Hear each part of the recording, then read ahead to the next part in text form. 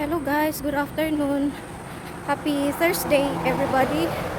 Ayan. I'm on the road, naglalakad papuntang public market. Kasi naalala ko Thursday pala today.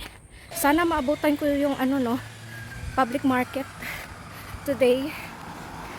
Ayan, galing sa bahay mga 15 minutes, 15 to 20 minutes ang lakad. So, isang na lang ako, straight na lang. Ayun na, ayun. Ayun. Ayun dyan. Ay, nako.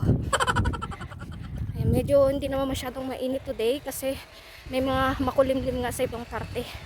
So, see you later guys. Ako guys, sa town hall, ayan. Lagi namin nadadaanan to. Ayan yung market there. Yung iba siguro nagsarado na.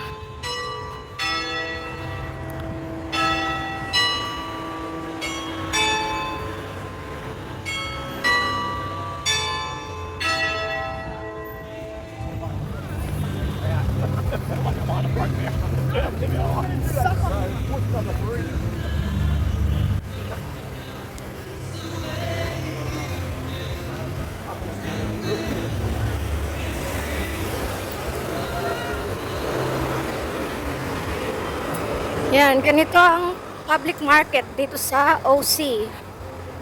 Yan.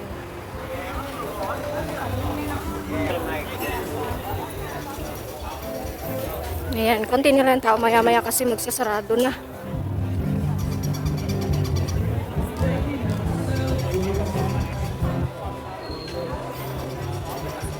Nakakagutom yung amoy. Hello guys, mag voice over muna ako dahil may music. Pumasok ako dito sa loob ng shop. Syempre para magpalamig ng konti kasi sobrang init. Ayan, lumipat ako dito banda sa Pampaganda. Alam nyo na siguro kung anong hinahanap ko dito. Ang tester. Ayan, mukhang wala nga akong mahanap na pwedeng i-test dito. Meron akong nakita itong mga powders na to. Kaso nga lang, walang sariling sponge. So, baka kamay ang gagamitin. Ganun. Naghahanap ako ng lip tint dito. Kaso nga lang, napansin ko hindi uso ang lip tint dito. Yun lang kasi ang gusto ko sa labi ko. At ito, nagustuhan ko nga itong pang nila, pang eyebrows. Ayan, black siya. Ayan, bagay sa akin ang black. Kasi ang lagi kong ginagamit brown. Pero, ayun, hindi ko rin nabili yan. Kasi nakabudget ang perang dala ko. Ayan, hindi pa nga nagpantay. Ayan. O, diba? Ang ganda niya. Kaso hindi ko lang naayos ng maigi. After ko sa shop, lumabas muna ako dito at tumambay sa harap ng town hall na nadaanan ko kanina. At baka nagtataka din kayo guys, ako lang mag-isa at wala akong kasama mga alipores. May mga sarili din silang lakad today. Pumunta sila ng time zone. Ayun, mas nag-enjoy sila dun sa arcade. So, iniwan nila ako sa bahay pero na-realize ko Thursday nga today. So, naglakad-lakad ako dito mag-isa sa town. Minsan din talaga ang sarap mapag-isa. Alam nyo yun. Ayan, nakatambay lang ako din eh. Ang dami din nakatambay dyan guys. Ayan, nasa harap nga ako ng town hall. Nagre-relax, nag-iisip ng mga bagay-bagay. Yung wala kang hinahabol na mga makukulit kapag naglalakad-lakad, nagmumuni-muni, yung ganong eksena ba. Ayan, yan nga itsura sa harap ko. Ayan, alam nyo ba guys, habang nakaupo ako dito, may kaganapan palang mangyayari din eh. Kasi ayan, nakita nyo yung mga tao niyan sa gitna. Ayan, parang sila, kinukwento nila yung history ng kanyon. May kanyon kasi ayan nasa gitna nila.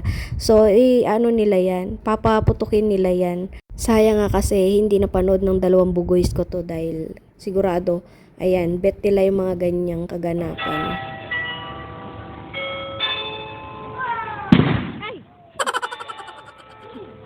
Habang ako'y nanonood nga ng kanyon doon, biglang tumawag ang asawa ko. Hindi ko tuloy na videohan ng maayos. Kaya yung captured na yan na video na bigla akong sumigaw, galing lang yung sa message na sinend ko sa asawa ko.